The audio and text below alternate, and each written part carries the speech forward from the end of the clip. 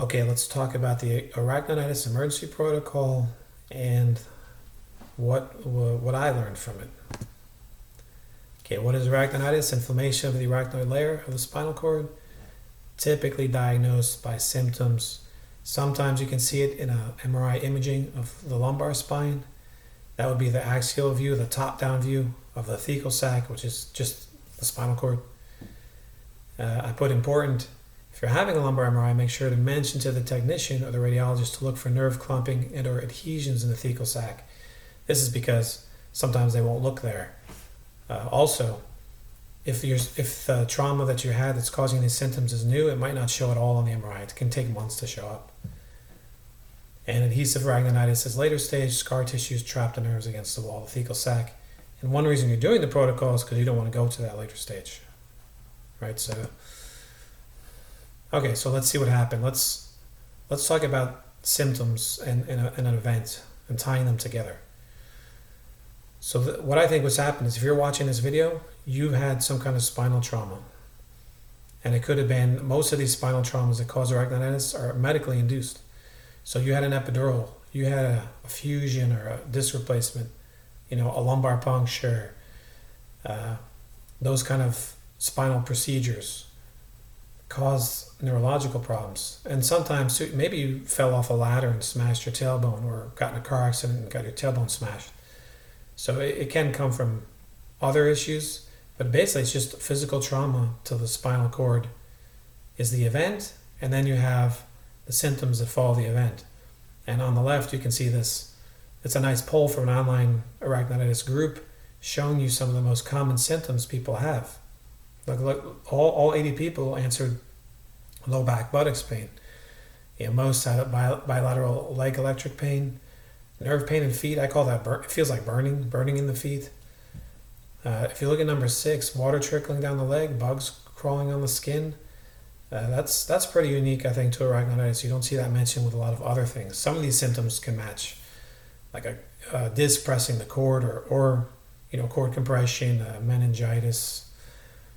But if you put all these symptoms together with an event, a trauma to your cord, you might suspect yourself that you have arachnoiditis, and a lot of doctors aren't familiar with it, so you might come to the conclusion first. And so what should you do?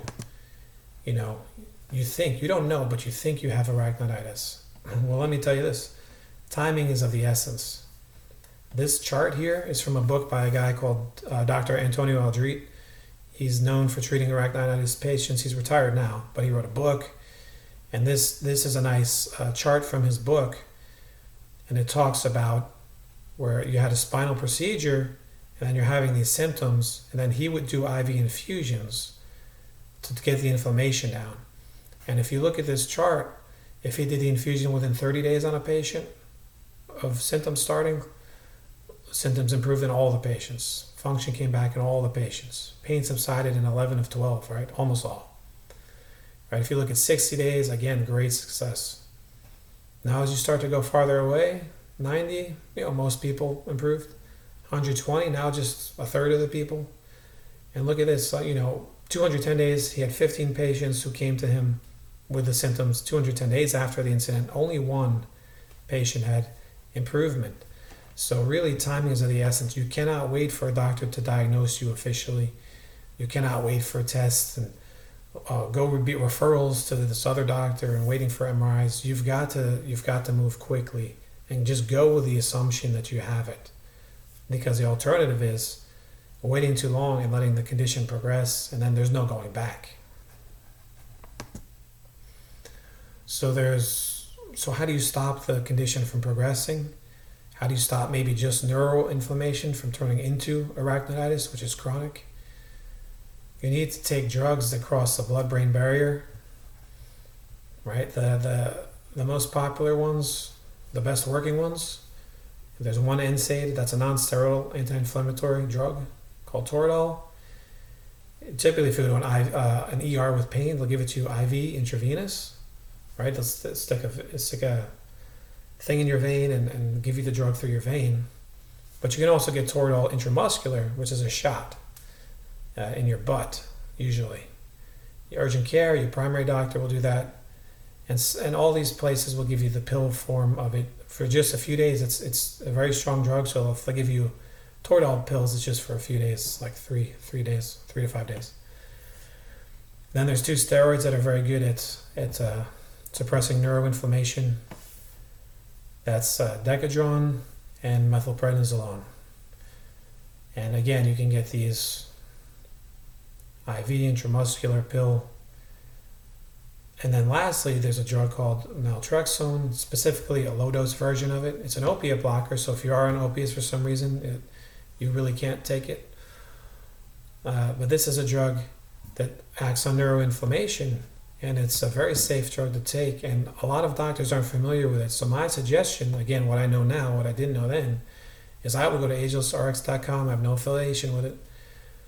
But you need a prescription for the drug, and all you do for that website is fill out a questionnaire, and they have a doctor review your questionnaire, and if they approve it, they just mail you the drug. And I don't think you'll get it quicker by going to a local doctor, by setting up an appointment.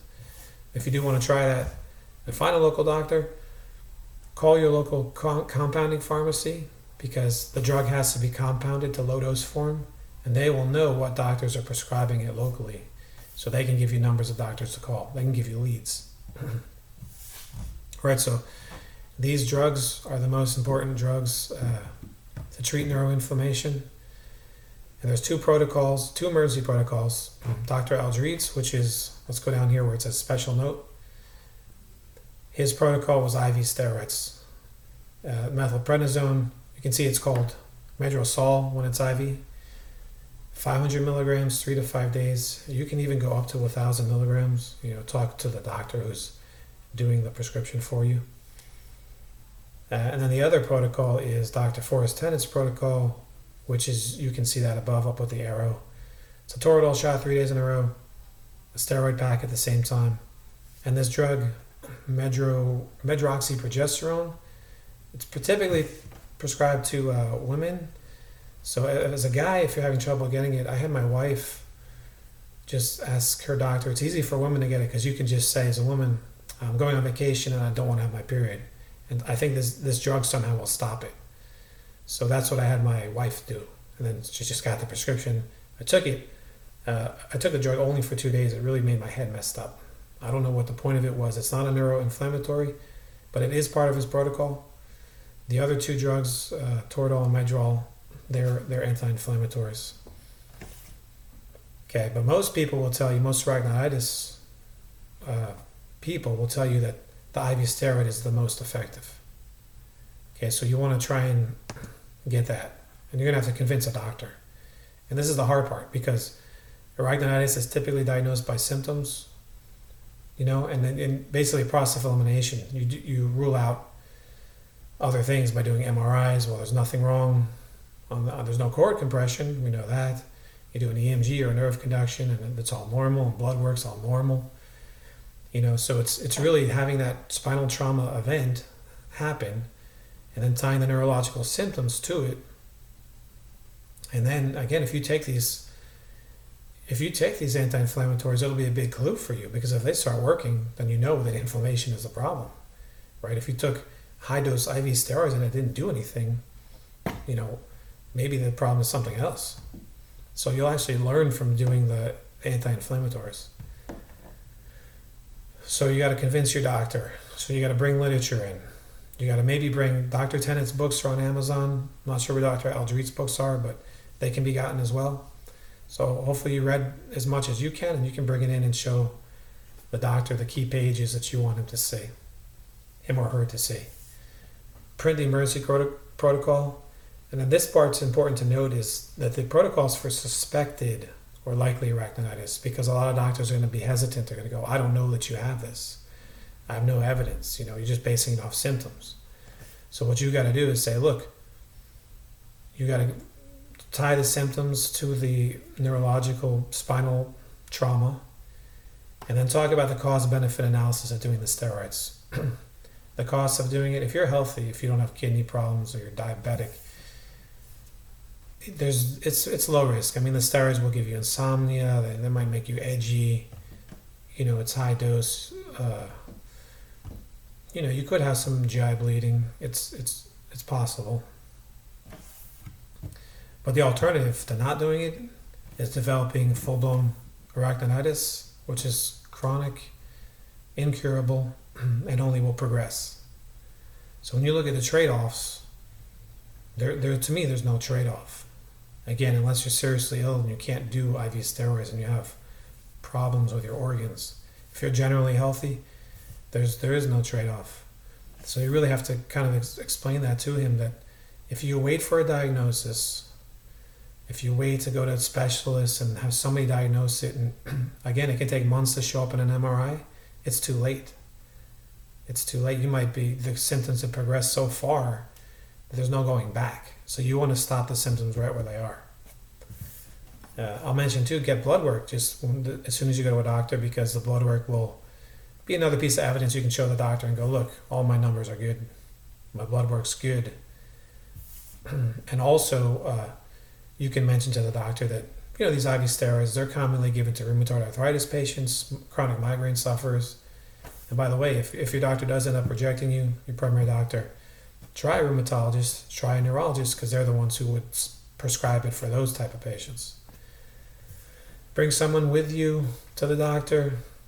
Again, I think the more people there, it's harder for the doctor to reject not just you, but then your loved ones, right?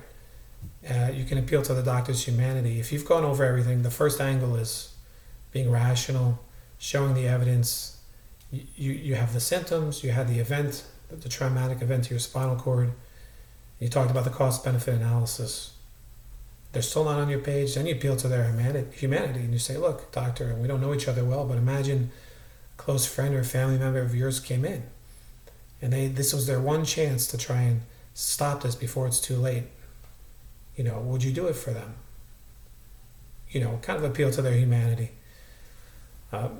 My doctor was a nurse practitioner, and I said to him, because he didn't want to prescribe it at first, and he said, I don't know that you have this condition. You could have something else. You could have Guillain-Barré, I remember he said. I was like, look, by the time I get a solid diagnosis, I could be in a wheelchair. That's how quickly it's moving. That's how quickly my legs are getting weak. And then he said to me, he said, you know what? He said, I worked in an ER. And I've seen that happen to people where they waited too long to treat them and their condition became permanent. And then he wrote it for me as a nurse practitioner. So he wrote a prescription for the outpatient center at the hospital. So you could try that, you could try appealing to these things. And lastly, you could try, if they refuse to prescribe it, say, please document in the notes, doctor, that, I brought in the evidence of what are the symptoms of arachnoiditis. I had this spinal trauma, tying it to it.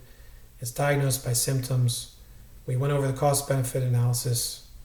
I was denied treatment. Okay, I was refused this IV steroid treatment. I just need it in my records, because if it ever comes back, if my condition progresses, if I'm in a wheelchair in 3 weeks, I might need this to try and get compensation for all the medical issues I'm going to have now, whatever, refitting my house, having physical therapists and nurses take care of me because I'm a paraplegic now because I couldn't get the treatment that I was refused. So please document it all and please give me a copy.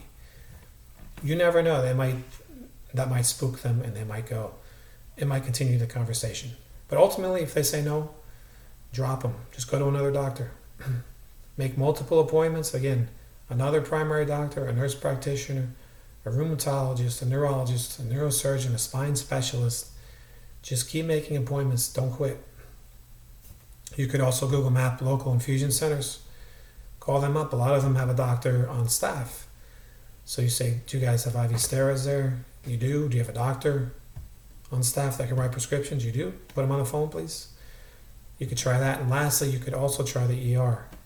Believe it or not, the second time I had my second flare-up, I guess, the nurse practitioner wouldn't do it again. He told me, ask your spine specialist too, but the spine specialist said, I don't do these kind of prescriptions. And I tried another primary care, and they said no. And I said, I'm just going to the ER.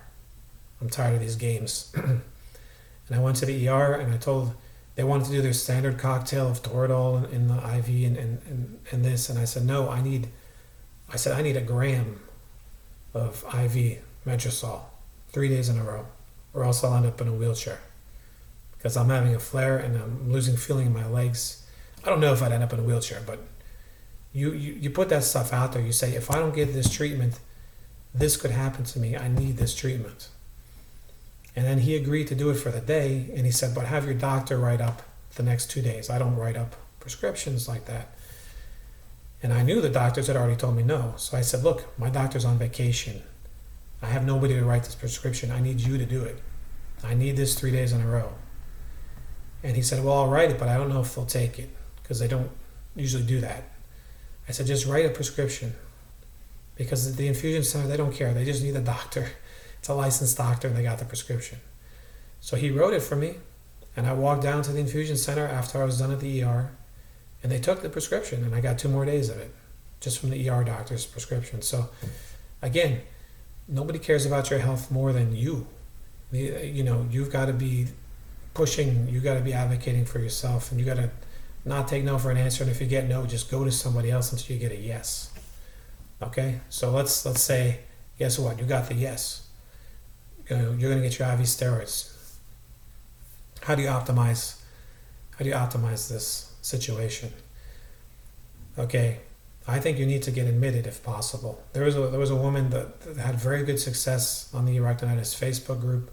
She actually worked at a hospital. She had a spinal procedure. She had the symptoms, the neurological symptoms, coming right after the spinal procedure.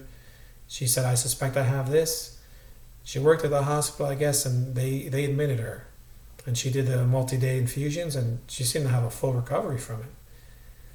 The problem we have in our country is they want to do everything outpatient because it's more cost effective. But it's not as effective for your treatment. And I'm going to tell you why. Look at the arrow here. The Medrosol, the medroprednisolone, has a half-life of 2 to 5 hours. So when I got my first 500 milligram IV, it was 7 or 8 in the morning. Within 20 minutes, my headache went away. The knot in my back went away. And I thought, wow, this is working. This is great. And I told my wife I was so happy. And 12 hours later, the knot came back in my back. Same thing happened the second day.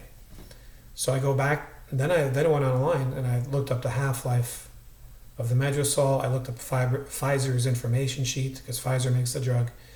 And even on Pfizer's information sheet, they talk about dripping the drug over a 24-hour period for certain things because of the half-life. And I told this to my nurse practitioner. He said, I can't admit you. I said, I don't have the ability to do that. I don't know if that's true or not, but that's what he told me. So what I would have, if I'd have known now what I didn't know then, what I would have done is at the 12-hour mark, around that time, doesn't have to be perfect, I would have gone to urgent care in the evening and gotten a Toradol shot or a methylprednisone or even a Decadron, just any one of those blood-brain barrier anti-inflammatories that will keep the inflammation down for me, because I was just going up and down as the drug faded. And the whole point of the multi-day treatment is to keep the inflammation down the whole time to just calm the system. But if the system's going like this, as soon as you stop, it just go back right up, right? And that's what happened to me. But I didn't know where to get Toradol shots at all. I hadn't looked into it. The first thing I tried to do was the IV steroid. Okay, so you want to get admitted, but if you can't, schedule your steroid for the morning because it will give you insomnia, so the earlier in the day the better. And then I think you should get 12 hours later. Again, I don't see this talked about in any of the protocols. They just talk about doing the infusion. They don't talk about inpatient, outpatient, but it's optimal to have the drug in you for the 24-hour period, right? So go to urgent care and get more steroids, more Toradol. You can get a combination of both. Matter of fact, on the next slide, we'll talk about urgent care. Right? For example, let's say now you still got no's from every doctor. They've said, no IV, no IV. All right, and what do? You don't panic. If you notice the last page, Dr. Tennant said you can do the IV infusions first and then his protocol, but you can also do the reverse. So if you can't get the IV steroids and you want to treat your inflammation ASAP, do Tennant's protocol first, right? And the easiest way to do that is to go to urgent care. Urgent care has all these shots: Toradol, Decadron, methylprednisone. They have these shots. Also, some of these ageless or these Vitamin infusion centers, they'll have Toradol shots too, if you have one of those nearby you. All right, so you're going to go there, and again, because of the half-life of the drugs, you should go twice a day, in my opinion. Get a shot at 7 or 8 in the morning, and then get one 7, 8, or 9 at night. You're going to have to go to 2 different urgent cares to do that. The same urgent care will not give you the same shot in the same day. They will give it to you 3 days in a row, maybe, but not the same day. So go to 2. For me, I have 4 urgent cares where I live within 15 minutes. So you can get a shot in the morning at one place and get a shot in the evening at another place. Toradol, you can only take 60 milligrams in a day, so get 30 and 30. Don't do 60 and 60. Get 30 and 30. That way you're still following kind of the rules of the maximum amount you can have. And again, the urgent cares can also, I've had the doctors say, you want both? You want a steroid shot and the Toradol? I say, hell yeah, let's do it. So you can get a Toradol and Decadron shot. The methylprednisone, I got one time 120 milligram shot of methylprednisone, and that burned, man, but that was powerful. So if you can't get the 500 IV, you could get 120 steroid methylprednisone possibly at urgent care. Okay, so just some tips for urgent care that I've learned, because I also go there on the regular just for shots, because I can't take the oral steroids or the oral NSAIDs. They mess with my stomach too much. You know, it's so much better for me through the muscle. But urgent care, if your urgent care lets you schedule an appointment online, do that. Save yourself time.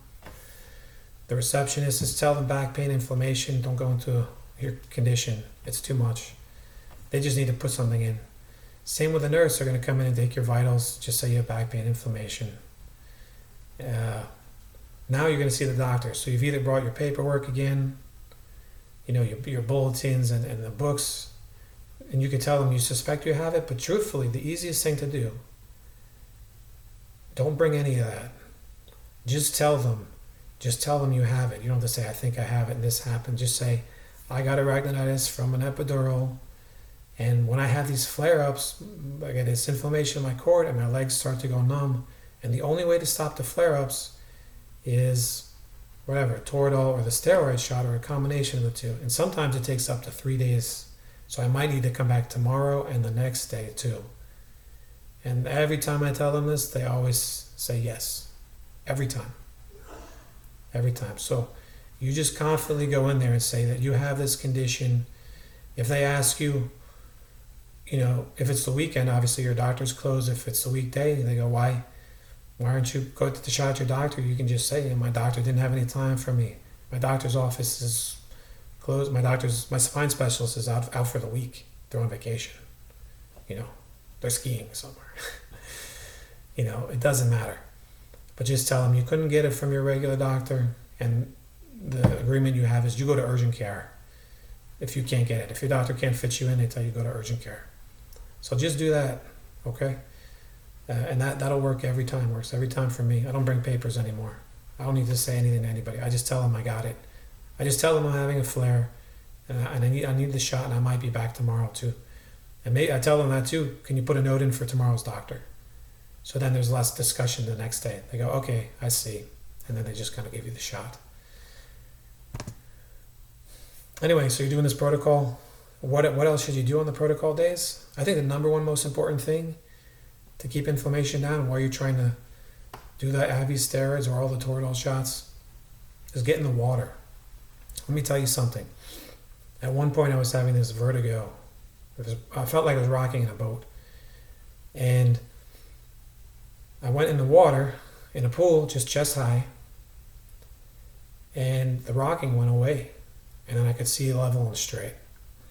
I go, what's happening? Well, when you get in the water, it kind of simulates a little bit of weightlessness. There's a lot of pressure off your body, right? So there's pressure off your spine. So I think because my epidural is in my neck, and I have inflammation in my neck, and it's blocking the spinal fluid flow to my head, and that's why I'm getting this. But the pressure is off my cord enough when I'm in the water that it let the spinal fluid flow enough that I took the vertigo away. And then I'd get out of the water and I'd have vertigo, right? So being in the water while you're doing this protocol, like you get your IV steroid in the morning, you know, join a local gym or community pool for the week, where there's a pool somewhere for you, where if you need access to water, and just get in there for hours. Hopefully it's warm. But that's good. I also mentioned too, frequent walks, especially around the time of the procedure. Like if you just had the IV steroid, do a walk after you got a shot, do a walk, circulate your blood to help circulate the drug through your system. And then avoid sugar and alcohol. Those are the two most inflammatory. Alcohol is a sugar, so it's really just avoid sugar. It's the most inflammatory food that you can have, and you're wanting to keep inflammation down as much as you can for this protocol period. Right? Avoid foods that upset your stomach. If you eat pizza and it always makes you bloated, don't eat pizza. Right? Don't eat ice cream, or don't eat things that are going to upset your stomach, because it's just some kind of inflammation response. You just want to keep your body calm. Consider fasting. I've seen people with autoimmune conditions in some of these groups online that they have so many histamine reactions to certain foods, nightshades or different types of foods, that if they just fast, it takes their inflammation down, because it's the food that's causing the inflammation. So if you really have a problem with foods, you might want to consider limiting how much you eat. It could be tough because steroids can make you hungry. They made me eat like a horse. And then hyperbaric oxygen therapy. There's people with arachnoiditis who speak well of this treatment. Basically, it's you go in this chamber, and it decompresses you kind of to a level like the pressure is below sea level, and then they pump oxygen into the chamber, and again the oxygen supposedly helps cells heal and repair. And the lower pressure, the below sea level pressure, it takes pressure off things, and it makes it easier on your system. So you could try that while you're doing the Mercy protocol. Imagine getting your IV steroid and then getting the extra oxygen in the chamber. I've seen with stem cell places too that they do stem cell treatment, and then they'll have people do these hyperbaric chambers after as well. So check Groupon too for that. A lot of times there's Groupon deals for some local chiropractor wellness center that has one of these chambers. You can buy it, it's a deal for 3 of them or 5 sessions, which will work great with, because you're having a 3 or 5 day protocol, and just do 1 session a day.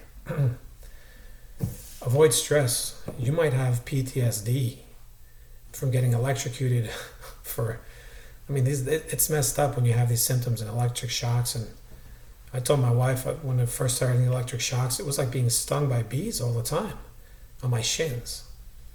It was freaky, and it was day after day.